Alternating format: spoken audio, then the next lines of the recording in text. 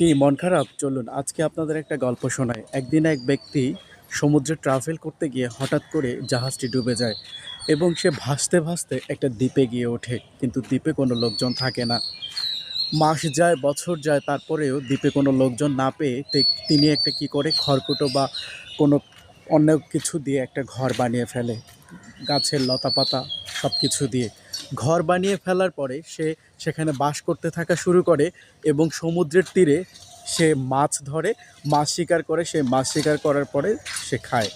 এরকম আবার মাস যায়, বছর যায়, যেতে যেতে একটা সময় তার একদিন মাছ শিকার করতে গিয়ে দেখে তার দ্বীপে আগুন লেগে গিয়েছে এবং তার যে ঘরটি রয়েছে সেই ঘরটি পুড়ে গিয়েছে।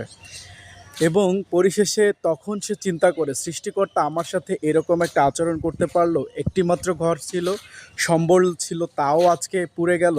না, আমি আর এই জীবন রাখবো না। তারপর হচ্ছে সে চিন্তা করলো, আমি এখন দ্বীপে চলে যাব এবং সমুদ্রের মাঝে চলে যাব এবং আমি নিজেকে শেষ করে ফেলবো।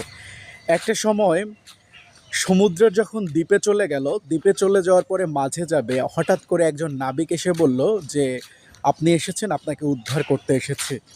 তখন সে চিন্তা করলো যে এতদিন পরে আপনি হঠাৎ করে আমার খোঁজ কোথায় পেলেন বা আমাকে উদ্ধার করতে চাচ্ছেন। তখন নাবিক বলল যে আপনি যে যে ধোঁয়া দিয়ে সিগন্যাল পাঠিয়েছেন, আমরা তখনই বুঝতে পেরেছি যে আপনি কোনো না কোনোভাবে বিপদে আছেন, এজন্য আপনাকে সহযোগিতার জন্য আমরা এসেছি। তারপর সেই লোকটিকে তারা সহযোগিতা করে পৌঁছিয়ে দিয়ে তার দেশে পাঠিয়ে দিয়েছিল।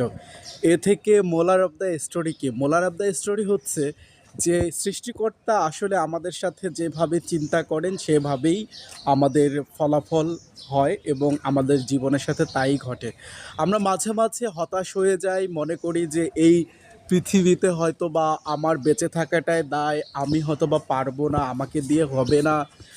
এই অকল্যাণকর চিন্তাভাবনাগুলো আমরা করে থাকি, কিন্তু আসলে সৃষ্টিকর্তা আমাদের সাথে যা ঘটাবেন, যা ঘটবে তাই হবে। এজন্য আমরা হতাশ হয়ে না হয়ে আমরা আমার ধৈর্য ধারণ করে আমরা আমাদের চেষ্টা চালিয়ে যাব এবং হঠাৎ করে যা অকল্যাণ তাই একসময় কল্যাণে নিপতিত হবে এবং পতিত হবে এবং আপনি সকল বিষয় থেকে স্বস্তি লাভ করতে পারবেন।